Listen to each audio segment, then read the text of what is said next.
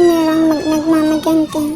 So yan, galing pala kami dun sa simbahan kasi pinipipray namin na itong desisyon namin na ginawang mag-asawa ay alam kong nandyan kayo palagi, Lord, sa amin. Yung time na to, bago kami pumunta dito sa Maynila, as in, alam na namin na may bagyo that time. Pero iniisip namin na, Lord, bigyan mo kami ng sign. Kung tutuloy ba kami mag-asawa, oo o hindi. Tapos sabi ko kay Lord, pag tumila yung ulan, Lord, ikaw na bahala, punta kami. Pero pag hindi tumila, hindi kami tutuloy. So yun na nga, story time muna tayo, mga ka-asyo, merong nagmamaganda. Ay. So ang purpose ng content ko ay hindi para maano kayo, kundi para ma-inspired kayo sa mga yan, pinagdadaanan namin sa buhay bago kami nakapunta ng Maynila. So yan, as in, parehas kami walang trabaho, naasa kami sa magulang namin, lalo na sa magulang ko kasi doon kami na-stay eh. Nandun yung anak namin, doon sa kanilang lumaki. Sobrang hirap pala pag ganito. Pag pumasok ka sa buhay may asawa, dapat magiging ready ka. Kasi, di ba, dapat palagi kang may pera. Hindi naman yung sobrang laking pera, kundi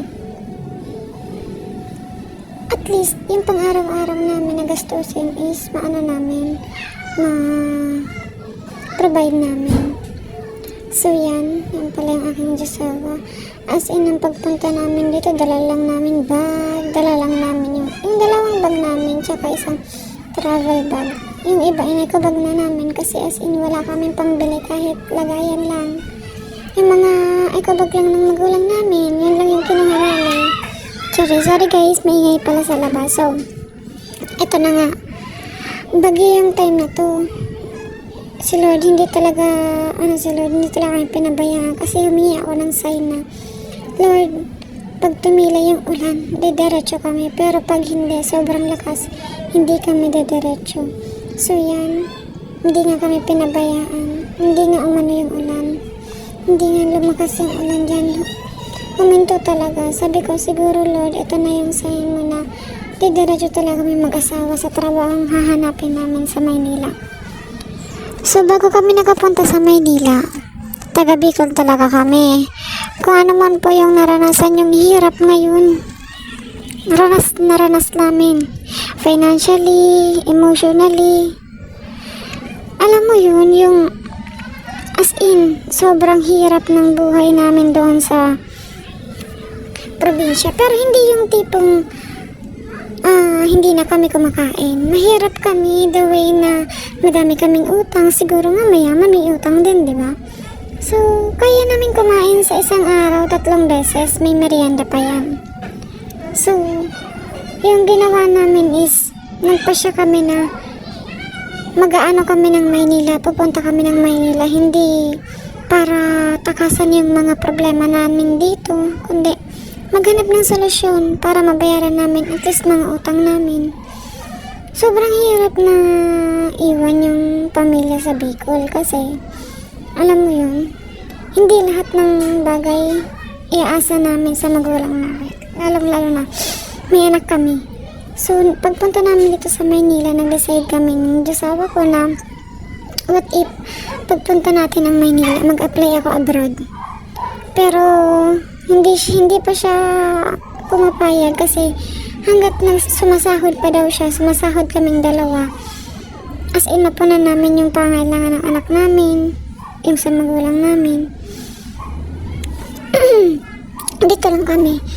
So, syempre, sa mga pangarap namin, sa pamilya namin at sa mga parents namin, lagi akong humingi ng sign kay Lord, araw-araw, na, Lord, ikaw na yung bahala sa amin since wala pa kaming pera. Madami pa kaming utang. Ang ginawa kong yun ay yung ibang naipundar namin as in binenta talaga namin kasi at least may pamasahe kami. Hindi ko maiwasan maging emotional guys kasi habang kinakwento ko to sa inyo kasi naalala ko na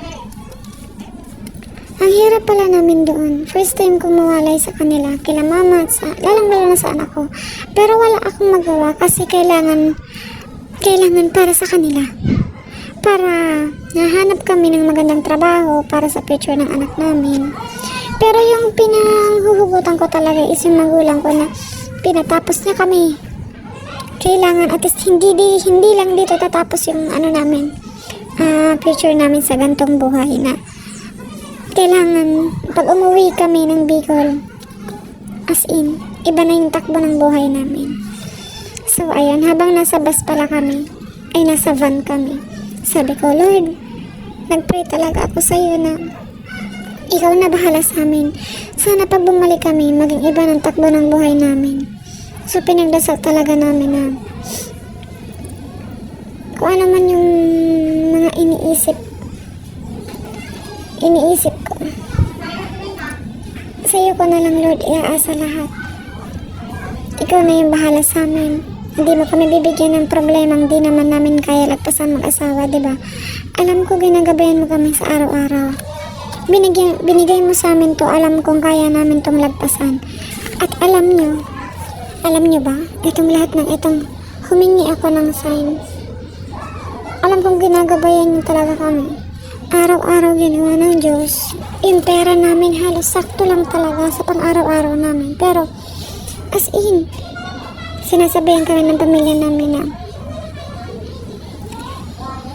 kaya nyo ba? Ganto ganyan. Siyempre, kailangan namin kayanin kasi para sa anak namin. Then, para rin sa future namin. Hindi gagawa si Lord ng paraan na hindi ay problema na hindi kayang lagpasan.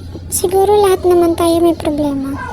Dapat huwag nating kalimutan na kahit nasa pinakamataas na tayong posisyon or sino man tayo ngayon, kailangan pa din natin bumalik sa pinanggalingan natin.